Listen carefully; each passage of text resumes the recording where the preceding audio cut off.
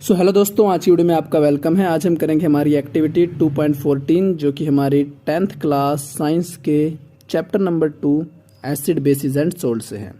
शुरू करने से पहले दोस्तों, अगर अभी तक जो है आपने हमारे चैनल को सब्सक्राइब नहीं किया तो प्लीज़ जो है चैनल को सब्सक्राइब कर लीजिए, ताकि हमारी जो फ्यूचर में आने वाली सभी वीडियोज़ हैं आप उनके बारे में जो है अपडेट रह सके। एक्टिविटी 2.14 की बात करें। 2.14 में आपको कुछ सोल्ट्स के सैंपल जो है वो कलेक्ट करने हैं, जैसे कि सोडियम क्लोराइड हो गया हमारा, पोटेशियम नाइट्रेट हो गया या कॉपर सल्फेट हो गया।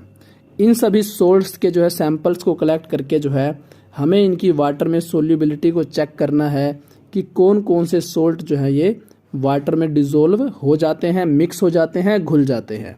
देखिए, मैं आपको पहली चीज़ तो ये बता दूं कि जितने भी जो हमारे सोल्ट्स हैं ये तब बनते हैं जब कोई एसिड और बेस जो है आपस में रिएक्ट करता है, उनकी रिएक्शन जो है हमें सोल्ट मिलता है।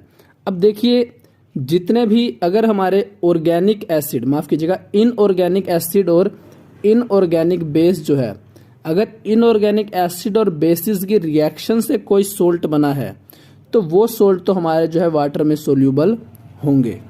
उसके अलावा अगर कोई सोल्ट जो है वो बना है ऑर्गेनिक एसिड और ऑर्गेनिक बेस के रिएक्ट करने में, तो वो जो है वाटर में सोल्यूबल हो भी सकता है और नहीं भी हो सकता। बट हमारे पास यहाँ पे केवल एक ही ऑर्गेनिक सोल्ट है, वो है सोडियम एसीटेट, जो कि वाटर में हाईली सोल्यूबल है। बाकी जितने भी सोल्ट्स हमें ऊपर दिए हुए हैं वो सभी सोल्ट्स हमारे इनऑर्गेनिक एसिड और इनऑर्गेनिक बेसिस के मिक्सचर से बने हैं। तो यानी कि हम कह सकते हैं कि हमें जितने भी सैंपल दिए हुए हैं सोल्ट्स के, ये सभी सोल्ट्स हमारे वाटर में सोल्यूबल हैं।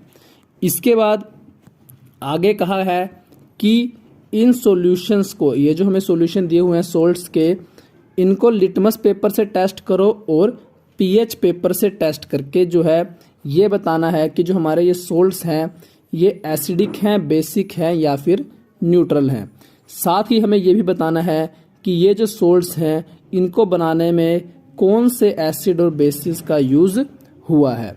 देखिए, मैं आपको पहली चीज़ तो ये बता दूं कि जो हमारे ऐसे सोल्ट्स हैं जो कि स्ट्रॉन्ग एसिड और स्ट्रॉन्ग बेसिस के मिक्सचर से बनते हैं, यानी कि उनको बनाने के लिए एक स्ट्रॉन्ग एसिड और स्ट्रॉन्ग बेस जो है आपस में रिएक्ट करवाए जाएं, वो जो है वो वाटर के साथ मिक्स होके न्यूट्रल सॉल्यूशन बनाते हैं। यानी कि जो सॉल्यूशन मिलेगा हमें वो ना तो बेसिक नेचर का होगा ना ही एसिडिक नेचर का होगा। जैसे कि हमारा सोडियम क्लोराइड है।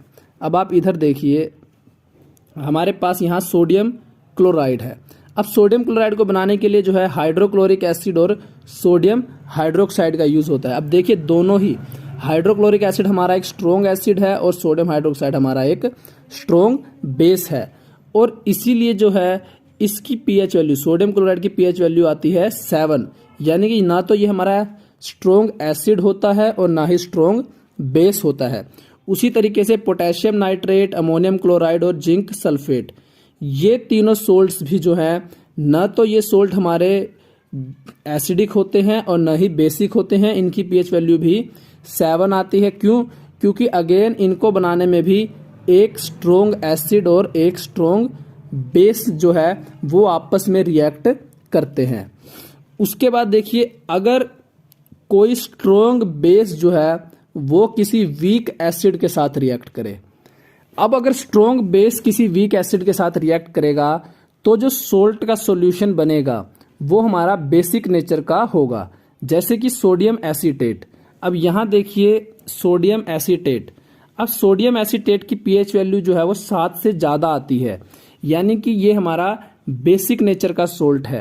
ये बेसिक नेचर का सोल्ट कैसे है? ये इस तरीके से है क्योंकि इसको बनाने में हमारे पास एक वीक बेस, वीक एसिड है।